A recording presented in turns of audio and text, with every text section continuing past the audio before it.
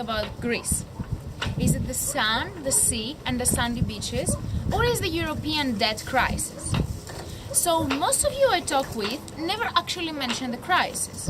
What you tell me is how beautiful the white houses of Santorini are. These white houses of Greece are your anchors. And these are the anchors that might influence your decision making about making holidays in this country. So I'm standing here in a Greek island. The place around me is full of anchors, just like the ones your mind subconsciously use when making decisions under uncertainty. What is the anchoring effect?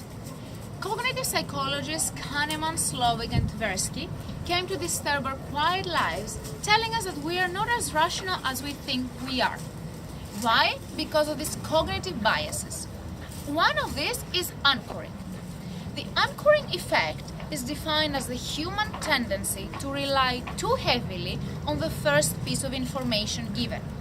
This first piece of information, whether it's random or arbitrary, actually locks your mind into the perception you have about a thing or decision. This is called the anchor. And no matter if it's random, it influences your decisions. I'll show you when and how we're all victims of anchoring, not just in marketing, but in our daily lives. So I decided to test the theory myself, and I'm gonna sell a yacht to my friend Alexia. Anchoring will help me market the yacht at a way higher price than the one that a rational human being would ever accept. Let's see if it works.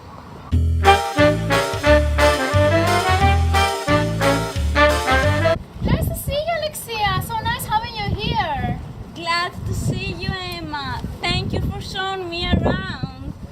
Have you ever had a yacht in the past, or is it the first time you want to buy one? No, but it is a dream of a lifetime. Aww. I would like to sail with my husband around the Aegean Sea and also visit the famous island of Santorini.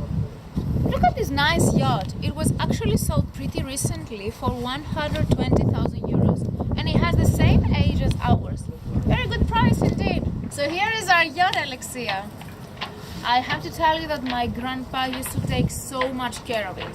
The engines are like brand new, the navigation systems are state of the art, and actually we renovated pretty recently.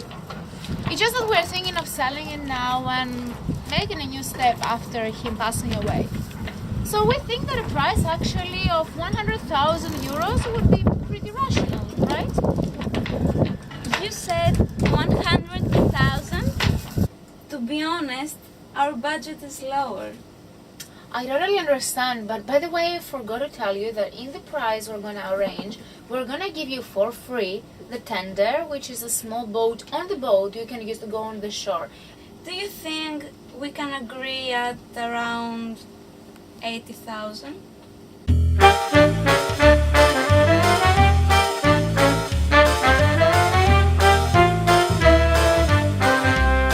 I'm a big lover of vintage second-hand clothes.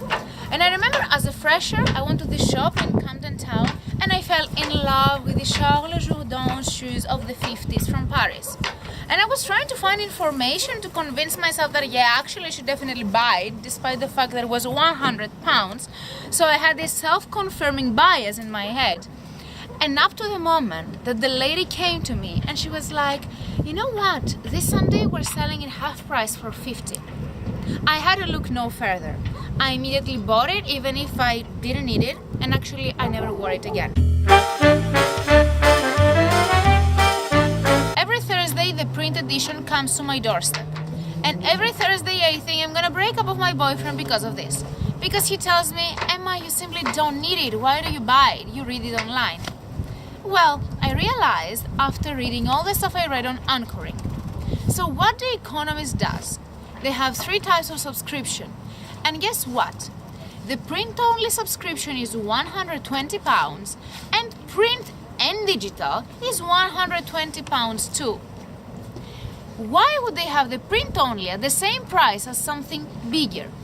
Because it serves as an anchor.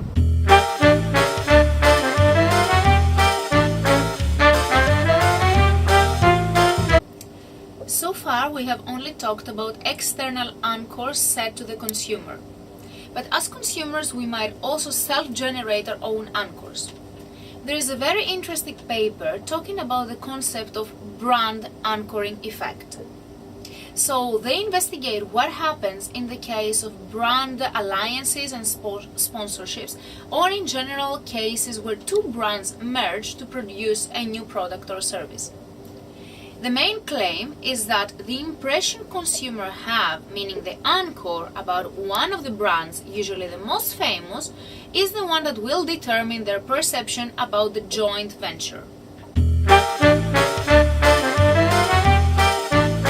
Finally, an interesting point is that anchors don't need to be verbal. In advertising, for example, there are techniques of visual rhetoric that pass on metaphors and meanings to the consumer.